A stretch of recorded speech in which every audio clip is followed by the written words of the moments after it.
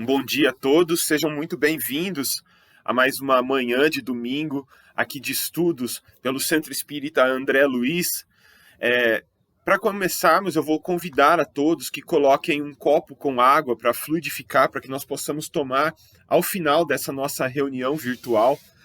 E vamos fechar os nossos olhos para nós podermos fazer a nossa oração de abertura, pedindo a Deus que nos auxilie, nos guie, nos guarde, nos proteja, agradecendo por mais esta manhã de domingo, agradecendo por mais uma semana que se passou, pedindo a sua proteção nesta semana que se inicia, que nós possamos andar na presença dos bons amigos espirituais, que nos protejam, nos acolham, nos intuam no caminho do bem. Muito obrigado, Senhor, e que assim seja.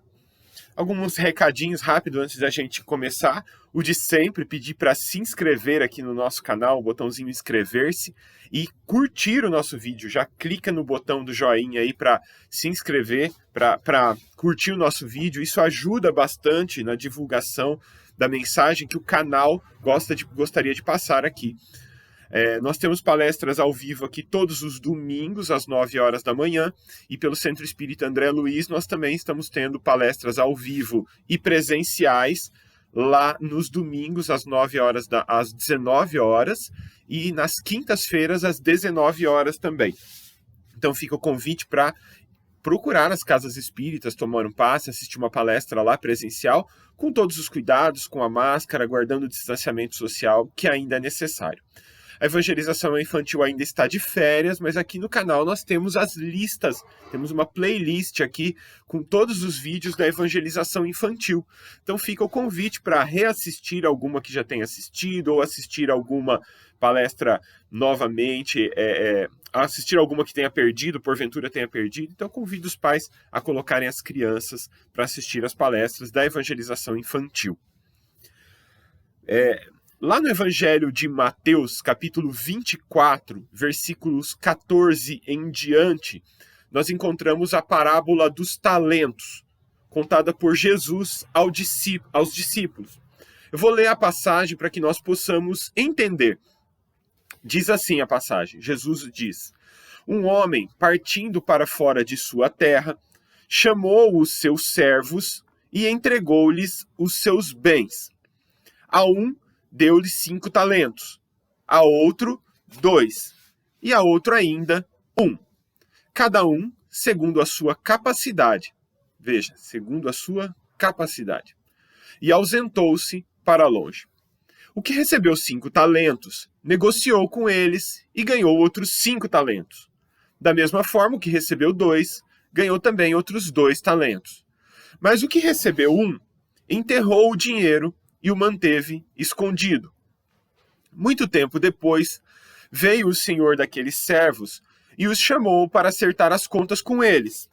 Então aproximou-se o que recebera 5 talentos e trouxe-lhe outros 5 talentos, dizendo: Senhor, entregaste-me 5 talentos. Eis aqui outros 5 talentos que ganhei com eles. E o senhor disse: muito bom, servo bom e fiel. Sobre o pouco que deste, foste fiel e colocaste o muito. E chegando também aquele que tinha recebido 2 talentos, disse o Senhor: entregaste-me 2 talentos, eis que com ele ganhei outros 2, aqui estão. E disse o Senhor: muito bom, servo bom e fiel. Sobre o pouco foste fiel, sobre o muito eu te colocarei. Mas chegando também aquele que recebeu 1 talento, disse: Senhor, eu sabia que és um homem duro, que ceifas onde não semeaste, e ajuntas onde não plantaste. Atemorizado, escondi na terra o meu talento, aqui tens o que é teu. O Senhor, porém, respondeu: servo mau e negligente, sabias que ceifo onde não semeei e ajunto onde não plantei. Devias ter dado o teu dinheiro aos banqueiros, e quando eu viesse, receberia o meu com os juros. Tirai-lhe o talento e dai-o ao que tem 10 talentos. Lançai, pois, o servo inútil nas trevas exteriores, ali onde há choro e ranger de dentes. Parece um pouco cruel, né, a passagem citada, visto que aquele que tentou ser prudente foi castigado, né? Se os dois tivessem investido o dinheiro e tivessem perdido, se arriscassem e falhassem. Por esse motivo é importante nós contextualizarmos a passagem. E nos traz Humberto de Campos, lá no capítulo 23 do livro A Boa Nova. Nós já estamos no capítulo 23 e esse livro tem 30 capítulos, ou seja, faltam 7 para nós finalizarmos os estudos desse livro. Então conta Humberto de Campos que a condenação das riquezas havia se fixado no espírito dos discípulos e havia ganho profundas raízes ali. A tal ponto que, por várias vezes, Jesus foi obrigado a intervir para colocar fim a discussões que os discípulos começavam entre si. De vez em quando, Tadeu parecia querer impor aos ajudantes das pregações do lago, aquelas pregações que Jesus fazia, haviam ali alguns ajudantes, e Tadeu queria impor que esses ajudantes entregassem todos os seus bens aos necessitados. Já Filipe afirmava que ninguém deveria possuir mais do que uma única túnica. Veja só que extremo, né? Constituindo uma obrigação dividir tudo com aqueles infortunados, com aqueles que tiveram menos oportunidades, privando-se cada qual do indispensável à vida. Levi, por sua vez, dizia: e quando o pobre nos surge somente nas aparências? Conheço homens ricos que choram na coletoria de Cafarnaum como miseráveis mendigos apenas para não pagarem impostos. Sei de outros que pedem esmolas e, na verdade, são proprietários de grandes terras. Estaríamos edificando o reino de Deus se nós favorecêssemos a exploração? Lembrando que Levi ele era também chamado de Mateus, né? E era cobrador de impostos para os romanos. Ele era um publicano, ou seja, era um cobrador de impostos. Já Simão Pedro retrucava: tudo isso é verdade. Entretanto, Deus nos inspirará sempre nos momentos oportunos. E não é por essa razão que devemos abandonar os realmente desamparados. Jesus, em geral, não participava dessas discussões entre os seus discípulos, porém, sentia as dúvidas que pairavam no coração dos discípulos. E deixando-os entregues aos seus raciocínios próprios, aguardava, como sempre fazia, a oportunidade para um esclarecimento geral. Pois bem, chegou então o dia em que o mestre se ausentaria da Galiléia para a última viagem a Jerusalém antes do suplício, do drama do Calvário. Sua chegada era aguardada com imensa curiosidade aquele pequeno agrupamento de pessoas, naquela pequena cidade que Jesus visitou antes de chegar em Jerusalém. Grandes multidões se acotovelavam nas estradas para poder ver o mestre. Lembrando que a essa altura da narrativa, né, Jesus já era muito conhecido em toda a região.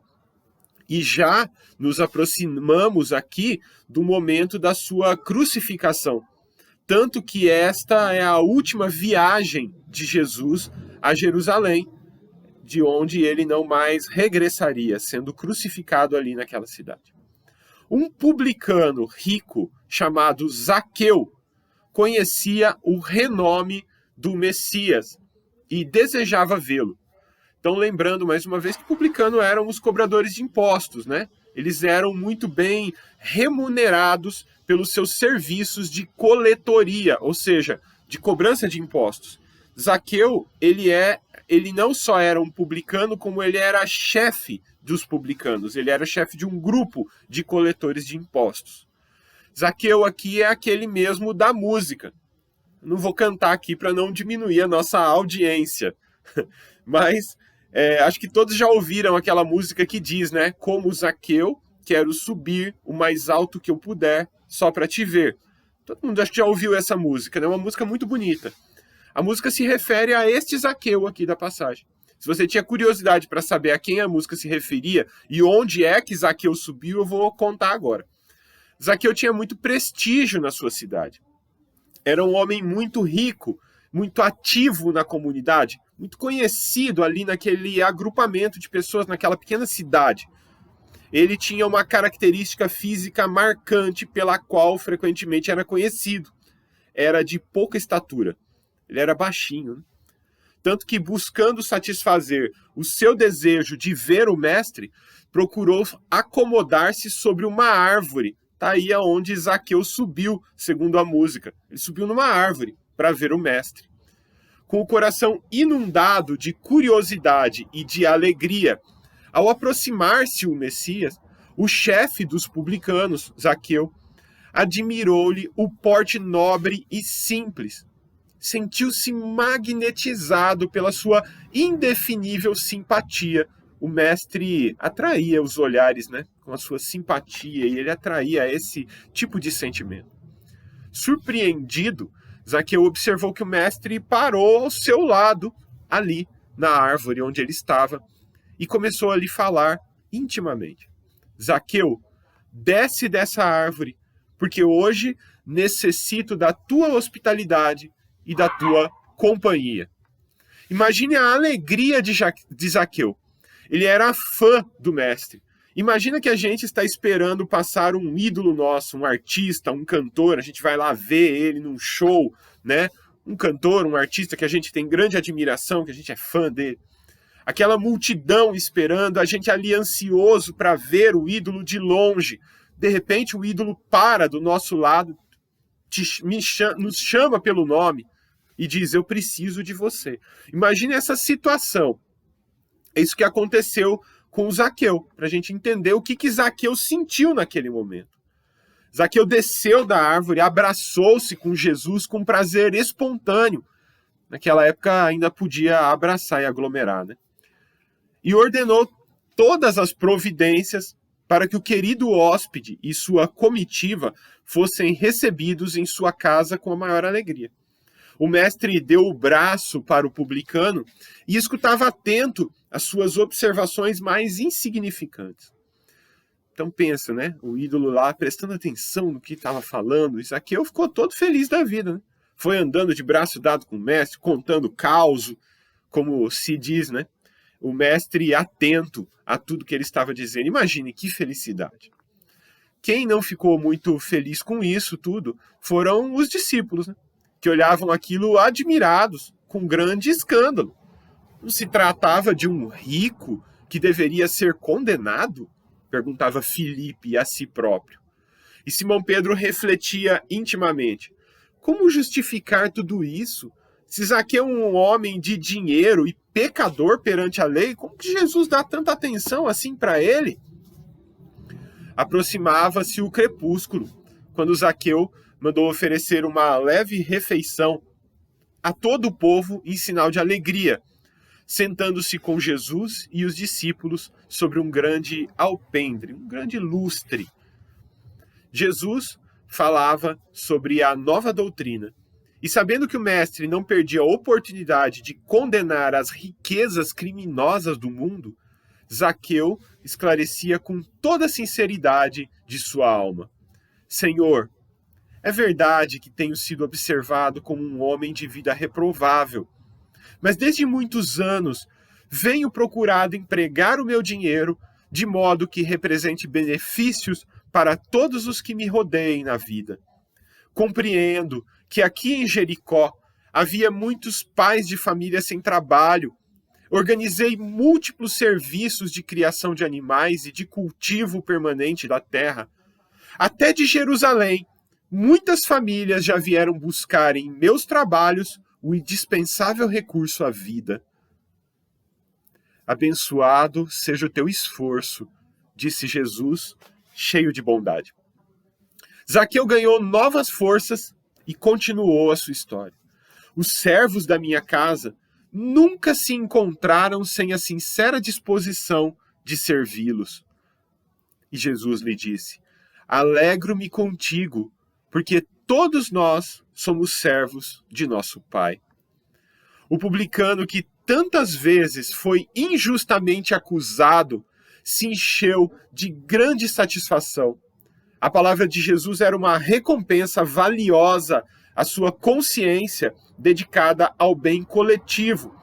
Lembrando que os publicanos, embora fossem judeus, fossem do mesmo povo, eles fossem homens ali daquela mesma comunidade, eles recolhiam impostos para os romanos, então eles eram muito mal vistos pelo povo dele, eles eram muito mal vistos pelos judeus. Eram como traidores, né, que recolhiam impostos para mandar para os judeus, quando na verdade não era nada disso, eles somente trabalhavam ali para os romanos, né? Se não fosse um deles, ia ser outra pessoa. Mas eles eram vistos como grandes traidores do povo judeu ali. Extasiado, então, Zaqueu levantou-se, estendendo as mãos para o Cristo, exclamou alegremente: Senhor, tão profunda é a minha alegria que repartirei hoje com todos os necessitados a metade dos meus bens. E se de alguma forma prejudiquei alguém, irei indenizá-lo 4 vezes mais. Jesus o abraçou com um formoso sorriso e respondeu: Bem-aventurado és tu que agora contemplas a tua casa a verdadeira salvação. Entretanto, mesmo com todas essas explicações, alguns dos discípulos de Jesus, principalmente Filipe e Simão Pedro, não conseguiam ocultar os seus julgamentos. Estranhavam aquela afabilidade de Jesus com o Zaqueu, aprovando os atos de um rico do mundo, e pior, um publicano, um pecador.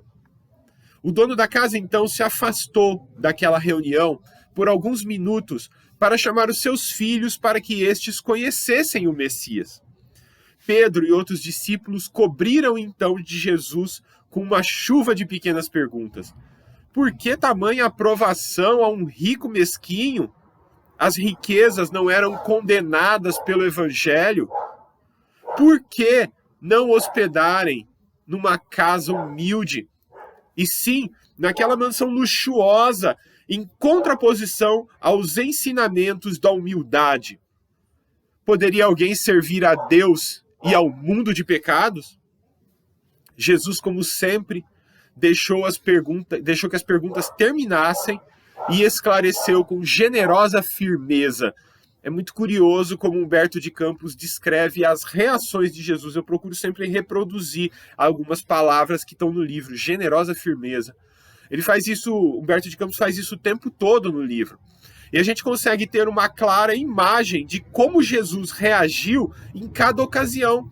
Nessa ocasião, Jesus falou com generosa firmeza. Então a gente consegue imaginar, né? Falou firme, porém sem perder a generosidade, o cuidado em suas palavras para explicar aos discípulos. Então Jesus falou assim com generosa firmeza. Amigos, por acaso vocês acham que o evangelho do reino tenha vindo ao mundo para transformar todos os homens em miseráveis mendigos? No mundo vivem os que enriquecem na terra e os que enriquecem no céu. Os primeiros escondem suas possibilidades no cofre da ambição e do egoísmo, e por muitas vezes atiram moedas douradas ao faminto que passa, procurando livrar-se de sua presença. Então veja, Jesus não fala sempre, né? Jesus fala, por vezes, atiram moedas douradas ao faminto que passa, procurando livrar-se deles. Quantas vezes nós mesmos não fazemos isso, né? Damos uma esmola, uma moeda para aquele que pede, só para a gente se livrar dele, né? O cara vem atrás, vem pedindo, deixa eu dar alguma coisa só para ele ir embora logo. E a gente ainda acha que está fazendo caridade, né? Não felizes em agirmos dessa forma, nós ainda saímos contando para todo mundo, contrariando o ensinamento de não deixar que a mão esquerda saiba o que faz a mão direita. Na primeira conversa que a gente tem com algum amigo, a gente já manda, né? Eu sempre ajudo aquele rapaz que fica naquele semáforo, aquele rapaz que fica em tal lugar, sempre dou alguma coisa para ele. Ontem mesmo eu passei ali, dei R$5 para ele. A gente já sai contando, nem fez muita coisa, ainda já sai contando. É uma atitude que devemos repensar. Primeiro, de não ficar falando o que a gente faz, não ficar falando quem a gente ajuda. Segundo, se é realmente ajuda o que nós estamos dando. Nós estamos doando de coração, como narrou Zaqueu, que ele próprio fazia, eu ajudo de coração. Ou nós estamos agindo como alertou Jesus, atirando moedas ao faminto que passa, procurando livrar-se de sua presença? Como que a gente está agindo? Qual é a forma com a que a gente está escolhendo para ajudar? E Jesus prossegue aos discípulos que o tinham coberto de perguntas pequenas. Os que enriquecem no céu ligam suas existências a outras vidas numerosas, fazendo de seus servos e dos auxiliares de esforços a continuação de sua própria família. Esses últimos sabem empregar o sagrado depósito de Deus e são mordomos fiéis à face do mundo. Nos terreiros amplos da casa de Zaqueu, crianças e velhos felizes cantavam hinos alegres, enquanto jovens, em grande número, tocavam flautas, enchendo de harmonia o ambiente. Foi então que Jesus, reunindo a todos, contou a parábola dos talentos, aquela parábola com a qual eu abri a palestra dessa manhã. Jesus então pousou o olhar generoso sobre a figura de Zaqueu e seus lábios divinos pronunciaram as palavras que ficariam eternamente gravadas nos evangelhos. Bem-aventurado sejas tu, servo bom e fiel. Importante nós entendermos bem essa parábola dos talentos. Ela não fala somente aos ricos, não. Senão ela seria voltada para um número muito pequeno de indivíduos, né, que podem ser considerados ricos. Não. Essa parábola serve para todos. Ricos, pobres, classe médias, miseráveis, todos nós. Todos. Lembrando a narrativa de Jesus, então, um senhor viajou e deixou aos seus 3 servos, respectivamente, 5 talentos, 2 talentos e 1 talento. Esses servos somos nós mesmos. E o Senhor que viajou é Deus. Quando nós encarnamos neste planeta, recebemos de Deus os talentos. Aqui, talento não se refere somente a ser talentoso, ter alguma habilidade artística, mas sim o conjunto de todos os bens dados ao homem por Deus, tanto os materiais, os bens materiais, como os bens espirituais. Talentos materiais, a riqueza, as boas condições de vida, um bom status sociais, uma boa saúde, a condição de vida que temos.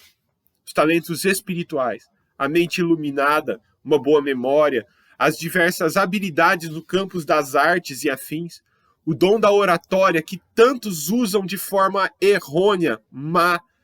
Quantos não têm o dom da oratória e usam essa oratória, esse dom da oratória, para convencer pessoas a fazer o que não deve, fazer aquilo que não é muito... convencer pessoas a fazer aquilo que não é muito recomendável. Quantos não usam o dom da oratória para se tornar líderes e que depois vão trair a confiança daquele povo? Outros talentos espirituais, a sensibilidade, a compaixão. Enfim, o que Deus nos dá são recursos divinos para que nós usemos em prol do nosso progresso espiritual. Deus nos oferece os meios para que nós possamos desenvolver moralmente, nos desenvolver moralmente, intelectualmente, espiritualmente. Emmanuel, no livro Palavras de Vida Eterna, diz, através de Chico Xavier: se te afeiçoas aos ideais de aprimoramento e progresso, não se afaste do trabalho que renova, do estudo que aperfeiçoa, do perdão que ilumina, do sacrifício que enobrece e da bondade que santifica. Lembre-se que o Senhor nos concede tudo aquilo de que necessitamos para alcançar a glória divina. Entretanto, não se esqueça de que as dádivas do Criador se fixam nos seres da criação, conforme a capacidade de cada um. Nós temos aquilo de que necessitamos para o nosso aperfeiçoamento espiritual. Se nós temos a riqueza, se nós temos uma situação social favorável, se temos um status social, somos então o servo que recebeu 5 talentos do nosso Senhor. E devemos agir de forma a multiplicar o que recebemos, não financeiramente, mas espiritualmente, lembrando das palavras de Jesus, a quem muito foi dado, muito será cobrado. Como é que nós podemos fazer isso, multiplicar o que nós recebemos? Usando do que dispomos para ajudar a fazer o bem, como descreveu Zaqueu, que ajuda famílias, que fornecia oportunidade de trabalho, que tratava os seus empregados como membros da família. Ah, mas eu já faço isso. Eu tenho uma empresa, não é uma empresa grande, mas eu tenho uma empresa, e eu emprego muitas pessoas que tiram dali o sustento de suas famílias. Eu sou como Zaqueu, então. Aí cabe a cada um analisar a si próprio, se está fazendo isso tudo de coração, ou se está fazendo com a finalidade de apenas enriquecer. Se está acumulando tesouros na terra ou no céu, onde a traça não rói e os ladrões não roubam. Essa é uma análise que cada um tem que fazer. Ah, mas eu sou pobre, não tenho como ajudar ninguém. Eu sou então o servo que recebeu somente um talento. Eu não tenho como ajudar ninguém. Olha, eu sinto muito informar que você também tem a sua cota de responsabilidade em multiplicar o muito, em multiplicar muito o pouco que Deus lhe concedeu.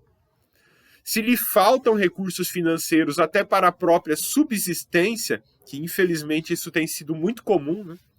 De forma que torna-se impossível ajudar financeiramente alguém, se você está mais numa situação de ser ajudado financeiramente do que de ajudar, você também tem responsabilidade sobre o seu talento.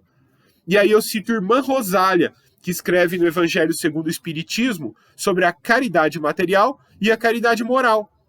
A caridade moral não custa nada para ninguém e todo mundo pode praticar. Orar por quem precisa, dar um bom conselho, visitar uma pessoa que está precisando, ouvir alguém que precisa desabafar, ajudar em algum posto de assistência, procure um centro espírita, procure a igreja católica onde você frequenta, a igreja evangélica onde você frequenta. Procure, porque sempre vai ter alguém precisando de ajuda e sempre essas instituições têm algum serviço de ajuda. Nos centros espíritas que eu conheço, que eu frequento, sempre tem trabalhos de auxílio. Procurem, estão sempre precisando de pessoas para trabalhar. Temos muitos postos de trabalhos voluntários em aberto e que precisam de pessoas para trabalhar. Essas são caridades que todos nós podemos fazer. Mesmo que o próximo insista em nos criticar, nos julgar, a exemplo das pessoas que criticavam e julgavam Zaqueu pelo que ele tinha e não pelo que ele fazia. A gente tem que fazer a nossa parte, fazer o que Deus espera de nós, que nós possamos empregar os nossos talentos que Deus nos concedeu, ajudando o nosso próximo, que nós possamos fazer o bem, nos lembrando da oração de Madre Teresa de Calcutá. Muitas vezes as pessoas são egocêntricas, ilógicas e insensatas. Perdoe-as assim mesmo. Se você é gentil, as pessoas podem acusá-lo de interesseiro. Seja gentil assim mesmo. Se você é um vencedor, terá alguns falsos amigos e alguns inimigos verdadeiros. Vença assim mesmo. Se você é honesto e franco, as pessoas podem enganá-lo. Seja honesto e franco assim mesmo. O que você levou anos para construir, alguém pode destruir de uma hora para outra. Construa assim mesmo. Se você tem paz e é feliz, as pessoas podem sentir inveja. Seja feliz assim mesmo. O bem que você faz hoje pode ser esquecido amanhã. Faça o bem assim mesmo. Dê ao mundo o melhor de você, mas isso pode não ser o bastante. Dê o melhor de você assim mesmo. Veja você que no final das contas é tudo entre você e Deus. Nunca foi entre você e os outros. Que Jesus nos abençoe e que nos proteja sempre. Que assim seja. Lembrando mais uma vez de pedir para compartilhar com os amigos os links das nossas palestras, das nossas lives, se inscrever no canal e clicar no joinha. Não deixe de clicar no joinha antes de sair do vídeo. Nós estamos encerrando mais um domingo de trabalhos e nós ficamos com a nossa oração de encerramento e após podemos tomar a nossa água. Fechemos os nossos olhos, então, neste momento, e que nós possamos agradecer a Deus por mais esta manhã de estudos, por ter recebido as lições mais valiosas do Mestre, que nós possamos contar com a ajuda dos nossos amigos espirituais para colocarmos em prática as lições que nós aqui estudamos, para o nosso aperfeiçoamento moral, espiritual, para a nossa melhoria diária. Nos proteja, Senhor, nessa semana que se inicia, protegendo o nosso lar, a nossa casa e a todos aqueles irmãos que sofrem e que precisam do seu amor. Muito obrigado, Senhor, e que assim seja. Tenham todos um ótimo domingo e uma ótima semana, e até domingo que vem.